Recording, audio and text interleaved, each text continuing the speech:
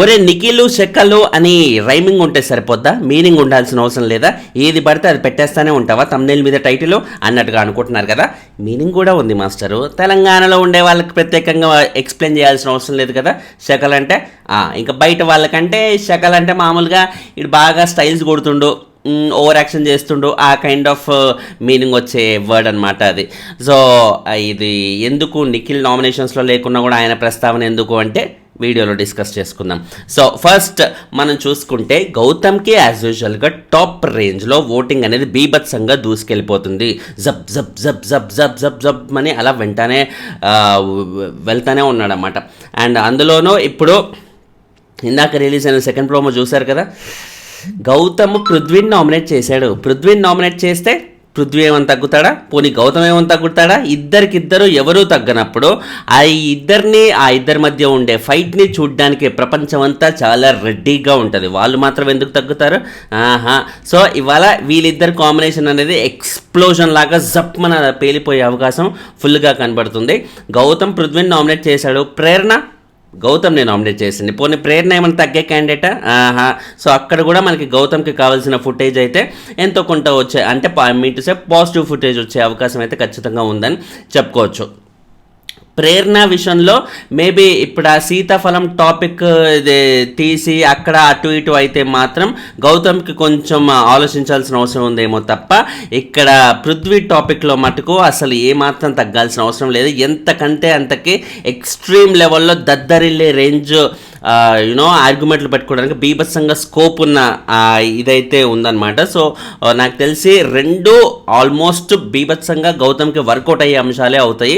So already తన టాప్లో ఉన్న ఈ టైంలో ఈ రెండు నామినేషన్స్, తనని నామినేట్ చేసిన వాళ్ళు, తను నామినేట్ చేసిన వాళ్ళు, రెండిటి పరంగా అయితే గౌతమ్కి వాదించడానికి బీభత్సంగా ఏ లెవెల్ కన్నా వెళ్ళి తన టాలెంట్ అంతా చూపించుకోవడానికి మ్యాక్సిమం ఫుటేజ్ అయితే వచ్చే అవకాశం అయితే ఉంది. ఆల్రెడీ సెకండ్ ప్రోమోలో చూసాం కదా.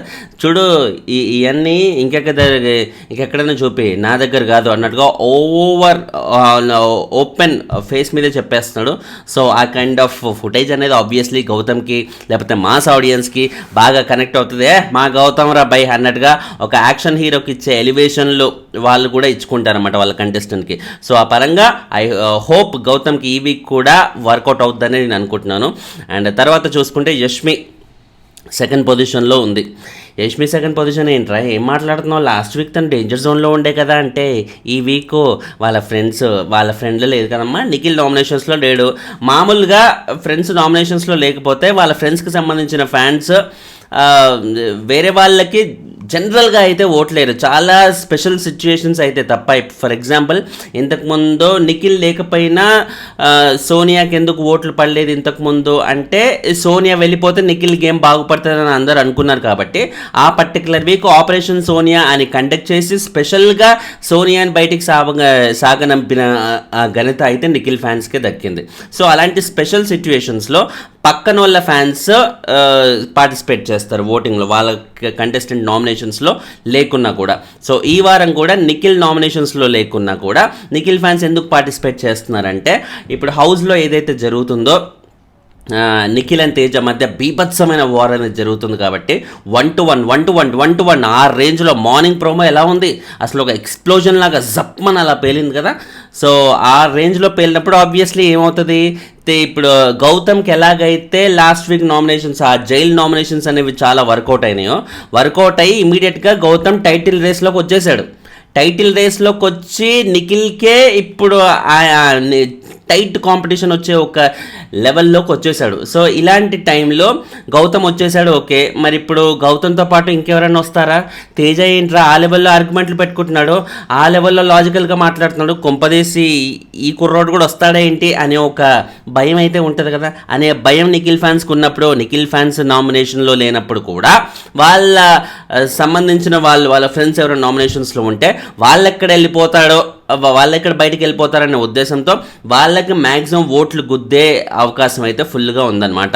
సో ఈ పర్టికులర్ వీక్లో తేజ ట్రిగ్గర్ చేసినందుకు మాత్రమే ఇక్కడ యష్మి లాంటి వాళ్ళకి బాగా ఓట్లు పడుతున్నాయి నిఖిల్ ఫ్రెండ్స్ అయినందుకు. ఎందుకంటే వాళ్ళ కోపాన్ని ఏదో విధంగా చూపించాలనే ఉద్దేశంతో నిఖిల్ నామినేషన్స్లో ఉంటుంటే డౌట్ లేకుండా నిఖిల్ కూడా మంచి స్ట్రాంగ్ ఓటింగ్ అనేది పడేది. కాకపోతే లేడు కాబట్టి యష్మికి పృథ్వీకి ట్రాన్స్ఫర్ అవుతుంది. కంపారిటివ్లీ యష్మికి 80% ట్రాన్స్ఫర్ అవుతాయి, పృథ్వీకి మిగతా 20% అనేది ట్రాన్స్ఫర్ అవుతున్నట్టుగా అయితే మనకు తెలుస్తుంది. సో ప్రస్తుతానికి యష్మి సెకండ్ పొజిషన్లో 20% అయితే ఉంది, గౌతమ్కి 25 అండ్ యష్మి 20. ఒరే మరి 5% డిఫరెన్స్ ఎలా ఉంటుందిరా, ఇప్పుడు నిఖిల్ ఫ్యాన్స్ కూడా సపోర్ట్ చేస్తే యష్మికి అన్నట్టుగా మీరు అనుకోవచ్చు. నిఖిల్ ఫ్యాన్స్ మూకుమ్మడిగా ప్రపంచం మొత్తంలో ఉన్న నలుమూలలో ప్రతి ఒక్క ఫ్యాన్ వెళ్ళి యష్మికి ఓట్లు వేయరు కదా మాస్టరు. ఎవరికైతే ఈ ఉడుకు రక్తం ఉంటుందో, కుర్రోళ్ళు 20 to 30 ఆ ఏజ్ గ్రూప్లో ఉంటారో వాళ్ళకు ఉడుకు రక్తం ఉంటుంది కాబట్టి ఎట్లాగైనా నిఖిల్ మీద అభిమానం చూపించుకోవడానికి నిఖిల్ నామినేషన్స్లో లేకున్నా కూడా వేరే వాళ్ళకి ఓట్లు వేయాలనే కసి అయితే ఉంటుంది. కొంచెం ఏజ్డ్ వాళ్ళకి 30 పైన ఉన్న వాళ్ళకి మనోడు వచ్చినప్పుడు చూసుకుందాం లేదా మనకి ఎప్పుడు ఎందుకు అనే ఆ ఫీలింగే ఉంటుంది అనమాట. సో అలా చూసుకుంటే ఆ 5% డిఫరెన్స్ గౌతమ్ అండ్ యష్మి మధ్య, అందుకే 25% గౌతమ్ కొంటే యష్మికి 20% అయితే ఉంది. అండ్ త్రూ అవుట్ వీక్ ఇదే కొనసాగుద్దా, మధ్యలో ఏమైనా బ్రేక్ వస్తుందా అంటే వీక్ మొత్తం మామూలుగా ఆ ఉడుకు రక్తం అనేది ఆబ్వియస్లీ నైట్ ఎపిసోడ్ తర్వాత వచ్చిన ప్రోమో తర్వాత ఎవరికైనా ట్రిగ్గర్ అవుతుంది కాబట్టి జబ్ అనే ఓట్లు అనేది వేస్తారు. త్రూ అవుట్ వీక్ అదే రక్తం అలాగే ఉడుకుగా ఇట్లా సలసలా కాగుతుంటుందా? I don't think so. మధ్యలో ఇక్కడ బ్రేక్ వస్తుందేమో అని నేను అనుకుంటున్నాను.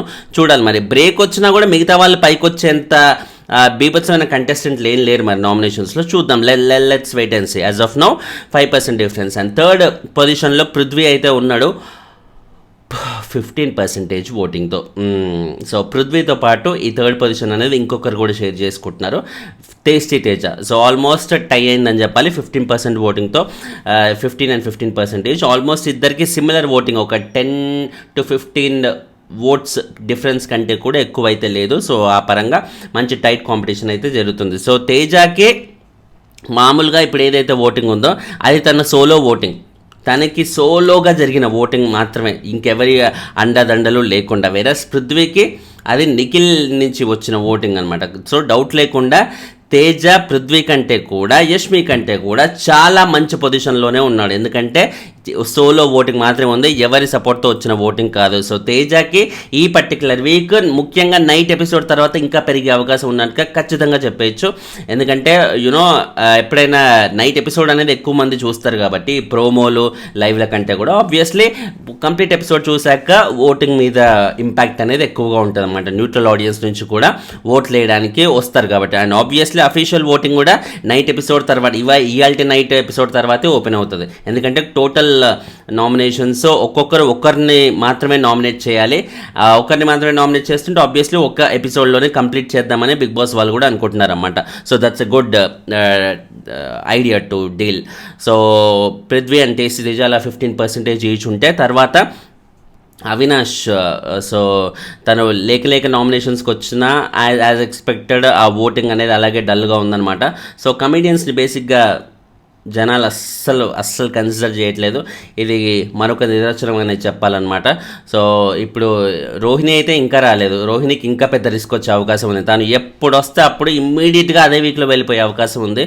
సో ఈ వారంలో అవినాష్ వచ్చాడు కాబట్టి ఇన్ని వారాల తర్వాత మళ్ళీ అవినాష్ ఏమైనా బయటికి వెళ్ళిపోయే అవకాశం ఉందా అంటే చెప్పలేం, వెళ్ళే అవకాశం లాగే కనిపిస్తుంది. మరి చూద్దాం, ఎందుకంటే ఇప్పుడు ప్రస్తుతానికి అవినాష్తో పాటు విష్ణుప్రియ కూడా లీస్ట్లోనే ఉంది. 13% ఈచ్, ఈ అవినాష్కి 13, విష్ణుప్రియకి 13.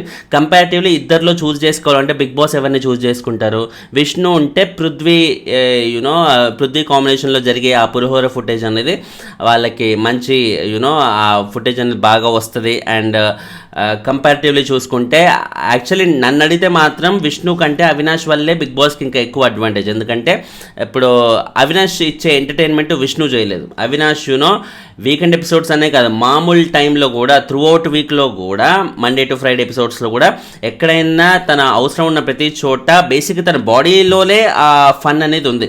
కాబట్టి ఆయన మాట్లాడినా ఏదైనా ఉరికినా ఏదైనా ఏం చేసినా కూడా అదొక ఫన్ లాగే ఉంటుంది, మంచి ఎంటర్టైన్మెంట్ అనేది ఉంటుంది అనమాట. సో అవినాష్ని ఉంచితేనే బెటర్ అని నా personal feeling. But Bigg Boss వాళ్ళు ఎందుకో విష్ణునే కన్సిడర్ చేస్తారేమో అని అనిపిస్తుంది. So let's wait and see, ఎవరిని కన్సిడర్ చేస్తే బాగుంటుంది, ఎవరిని పంపించేస్తే బాగుంటుంది కింద కమెంట్ అయితే చేసి చెప్పండి. అండ్ త్రూ అవుట్ వీక్ ఉంది కాబట్టి టైము చూద్దాం అఫీషియల్ ఓటింగ్ తర్వాత ఎలా మారుద్ది, ఒక్కొక్క రోజు దాటుతుంటే ఎలా మారుద్ది ఓటింగ్ అనేది. Finally thanks lot for watching.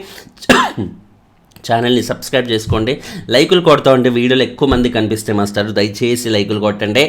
Instagram this is funny and channel name లాగే దిస్కి ఈస్కి ఫనీకి గ్యాప్ లేకుండా సెర్చ్ బాక్స్లో సెర్చ్ చేస్తే మీకు ఆ పేజ్ దొరుకుతుంది.